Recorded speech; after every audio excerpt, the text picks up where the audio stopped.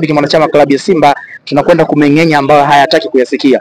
Mnyama anararuriwa goli 2 kwa buyu, 2 kwa kiplefti, 2 kwa kizibau, 2 kwa sinia, 2 kwa kikombe cha kahawa, 2-0 hatua ya kwanza ya robo finali kwa nusu finali. Wapo ambao mashabiki wa Simba wanaona kama mzigo ni mzito, lakini wapo wanaamini Simba anakwenda nusu finali kibabe kutoka na rekodi yake ya Dar es Salaam. Kwa mchezo ulivyotazama, matokeo yalikuwa fair kwa Simba. Hakuna mwana Simba yote duniani aliolizika na yale matokeo yaliyotokea. Ni matokeo ya uchungu, matokeo yametuumiza, lakini hakuna namna. Ni moja ya matokeo matatu ambayo yanatokea kwenye football. Na niwape usia mdogo sana wana Simba.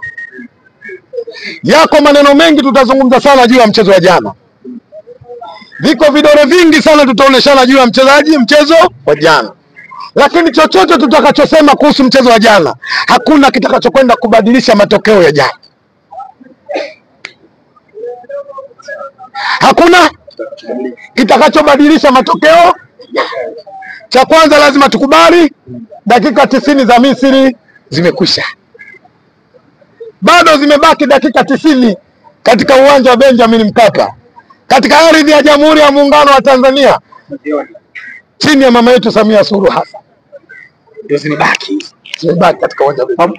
Pamoja kwamba yeyote atakayozungumza na mashabiki wa Simba hayabadili chochote, lakini katika kuboresha ama kutoa mawazo kama unavyotoa wewe sasa, jana wapo watu ambao hawakufurahishwa na baadhi ya matukio. Mfano wanaamini Kamara kuwa na siku nzuri kazini, lakini pia Ateba kuwa na siku nzuri kazini. Hakufungwa Ateba, hakufungwa Shomari Kapombe, imefungwa Simba Sports. Imefungwa Simba Sports. Wana Simba niwaambie, watakaoweza kusababisha Simba kwenda nusu finali ya shirikisho barani Afrika ni wana Simba wenyewe.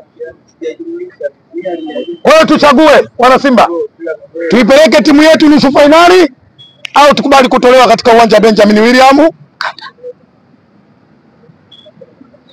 Isike Rebeka.